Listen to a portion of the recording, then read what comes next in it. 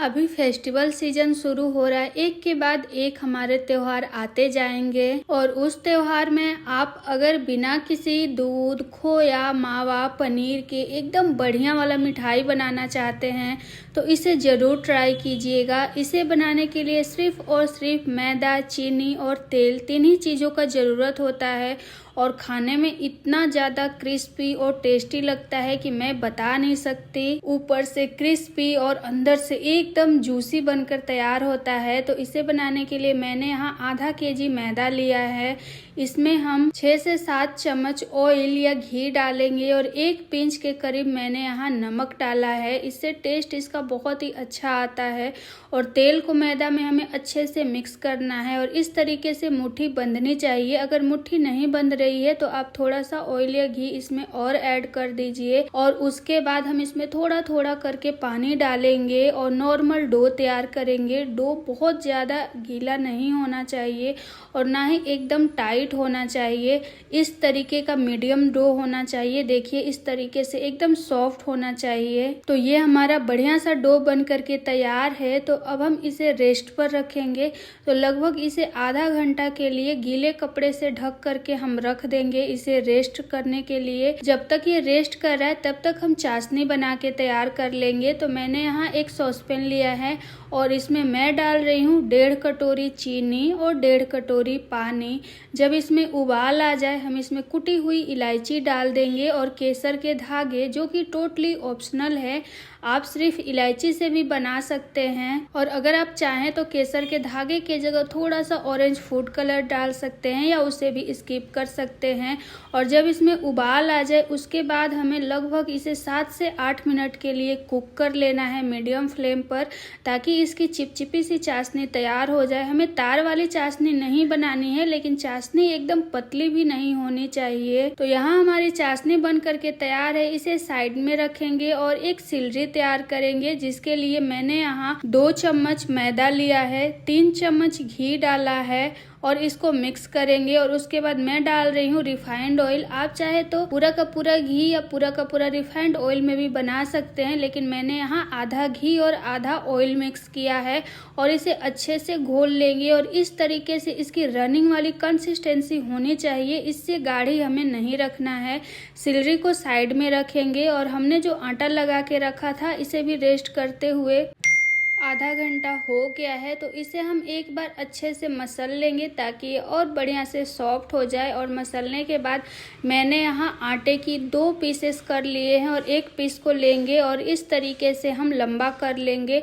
और लंबा करके हमें इसमें छोटा छोटा पीस कट करके तैयार कर लेना है। और तैयार करने के बाद एक एक लेंगे और एकदम पतला बेल के तैयार करेंगे। जितना हो सके उतना आप पतला बेलिएगा, क्योंकि ये रोटी जितना पतला बेला रहेगा मिठाई हमारा उतना ही क्रिस्पी एकदम खस्ता बन के तैयार होगा। तो एक एक करके हमें 7 रोटी बेल करके तैयार करना है। आप चाहे तो कम लेयर वाली भी मिठाई बना सकते हैं, लेकिन जितने ज़्यादा लेयर वाली रहती है उतना ही ज़्यादा टेस्टी लगती है खाने में। तो मैंने यहाँ 7 लेयर का बनाया था। आप चाहें तो इससे कम यानी कि 4 या 5 लेयर का भी बना सकते हैं, लेकिन सारी रोटियों को एकदम पतला बेलिएगा और सातों को बेल करके साइड में रखेंगे। और एक रोटी लेंगे, इसके ऊपर हमने जो सिलरी तैयार किया है उसे डाल करके लगाएंगे। तो 1 चम्मच के करीब मैंने यहाँ डाला है और अच्छे से लगाने के बाद हम इसके ऊपर सूखा मैदा डस्ट करेंगे और डस्ट करने के बाद फिर हम दूसरी वाली रोटी लगाएंगे। इसके ऊपर भी 1 चम्मच सिलरी को लगाकर सूखा मैदा डस्ट करेंगे।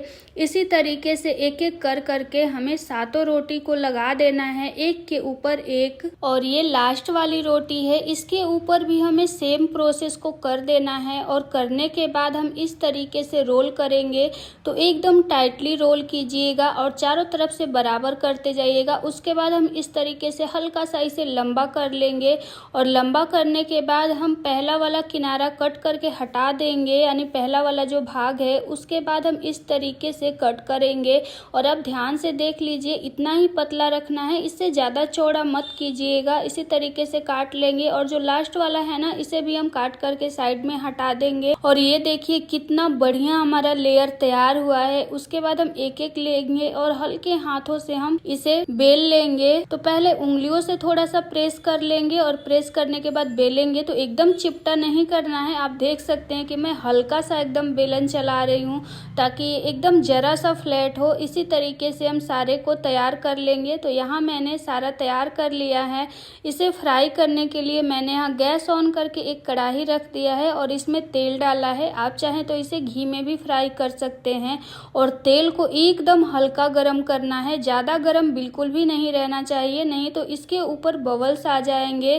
फिर जो मिठाई है ना वो क्रिस्पी नहीं लगेगी खाने में। इसीलिए एकदम हल्के गरम तेल में हमें सारा डाल देना है और डाल करके हमें चम्मच वगैरह से चलाना बिल्कुल भी नहीं है। यहाँ मैं फास्ट फॉरवर्ड में करके आपको दिखा रही हूँ। ये देखिए एकदम लो फ्लेम पर ये अपने आप ही तैर कर सारा मिठाई जब ऊपर आ जाएगा हम चम्मच से इसे पलट लेंगे और इसी तरीके से थोड़ी थोड़ी देर पर उलटते पलटते हुए बढ़िया सा कलर आने तक हमें सेकना है इसे। और फर्स्ट में मैंने फ्लेम एकदम लो रखा था। आप लो फ्लेम पर जब इस मिठाई को फ्राई करेंगे तभी ये क्रिस्पी होगा। अगर फ्लेम ज़्यादा रहा तो मिठाई बढ़िया से क्रिस्पी नहीं हो पाएगा, यानी कि अंदर तक वो नहीं सिकेगा। तो यहाँ मैंने लास्ट में थोड़ा सा फ्लेम ज़्यादा किया था ताकि जल्दी से इसके ऊपर कलर आ जाए। तो यहाँ बहुत ही बढ़िया कलर आ गया है और मिठाई एकदम क्रिस्पी हो गया है। तो हम इसे तेल से बाहर निकाल लेंगे। तो इस तरीके की छन्नी से निकालिएगा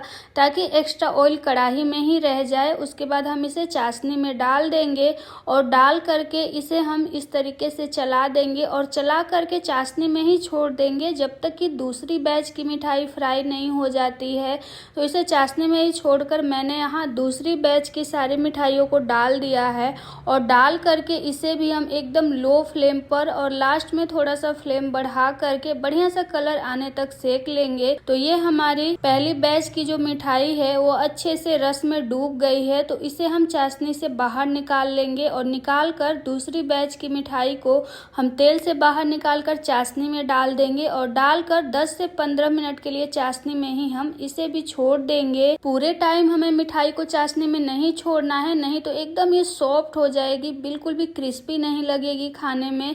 तो देखिए यहाँ मैंने सारी मिठाइयों को निकाल लिया है और आप देख रहे हैं एक एक लेयर इसका कितना अच्छे से अलग हुआ है और ये मिठाई एकदम क्रिस्पी और अंदर से जूसी थी। आपको देखकर ही पता चल रहा होगा कि कितना टेस्टी मिठाई बन करके तैयार हुआ था। तो आप भी इस तरीके की मिठाई बनाकर एक बार जरूर ट्राई कीजिएगा और रेसिपी कैसी लगी कमेंट करके जरूर बताइएगा।